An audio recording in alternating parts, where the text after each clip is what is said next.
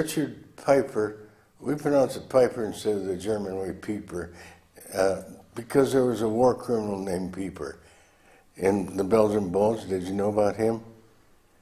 Yeah. And anyway, I was a private first class.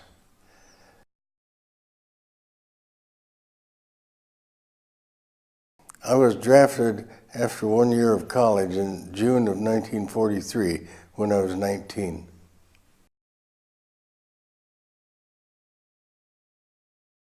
Well, I was in the 3rd Army, 97th Infantry Division, 303rd Regiment, 3rd Battalion, Company K, 4th Platoon.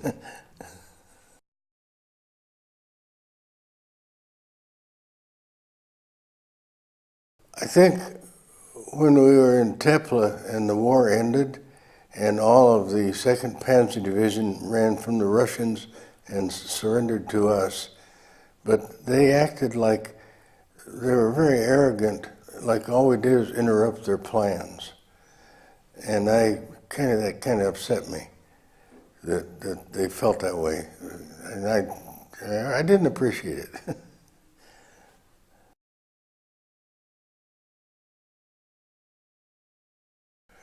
No, see, what happened in 43, they trained us for African warfare.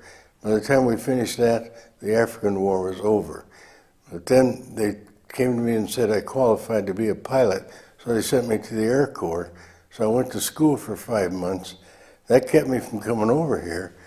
And then, because I'd been trained in the infantry, they took 71,000 of us out of the Air Corps that were training to be pilots and put us all back in the ground forces. And then we had an ASTP program, and they canceled that, and they put all them in the ground forces.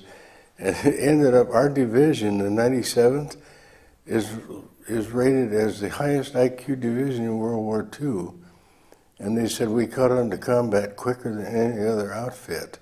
But we all had officers' IQ, 110 and higher.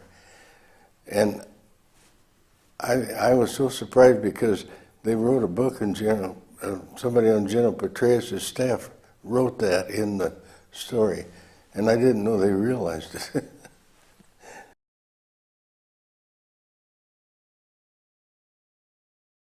And, well, the taking in of all those prisoners in Tepla, and the monastery there let us use that as a prisoner of war camp. And I didn't realize that monks there were German. I thought they were Czech, but they weren't. Anyway, I've been back there about 3 times to see it. And I wanted my family to see it because it's so beautiful.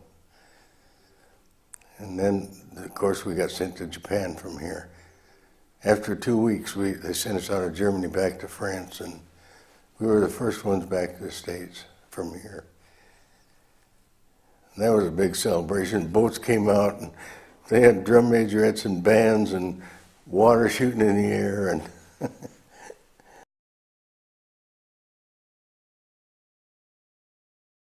1995, yeah. You know, one thing, I just thought of something, and it's because of you people. When we finished taking all the prisoners in, I said to our Jeep driver, let's go to Pilsen. It's only 40 kilometers, and they must have a brewery.